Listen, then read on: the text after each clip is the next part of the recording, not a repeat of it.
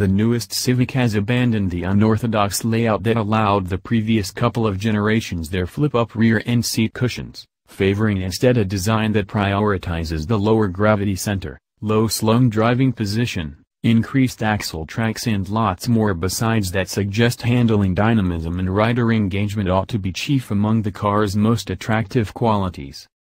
Likewise offered is a match of all new turbocharged gas engines directly related to the one that powered the Civic Type R hot hatch of 2015. With a global audience at heart and the extroverted Civic's underwhelming record of European success as an advert for the choice approach, Honda decided that hatchback buyers about this place are not as hypersensitive to size as they once thought. Bigger, then, is better.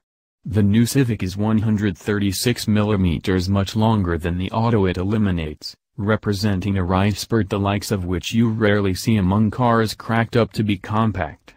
It's 30 mm wider, too, and 20 mm lower, these measurement further boosting the previous, while its wheelbase is within millimeters of being the longest in the course.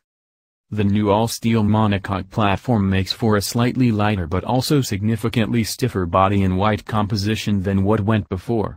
But it is the repositioning of the car's fuel tank, formerly in a quirky location under the previous generation car's front side seats, to where really most often found under the back seats that has allowed Honda shed the driver's hip point by some 35 mm, as well as lowering its log cabin floor and dropping their overall center of the law of gravity with a full 10 mm. The previous Civic's atmospheric petrol engines have recently been dropped and a brand new couple of aluminium-blocked turbocharged substitutions ushered in. The transferring of the fuel container has necessitated a think again about the ingenious magic rear seats, meaning there isn't a flipping the seat basics up and out of the way in order to match unusually tall a lot behind the front chairs.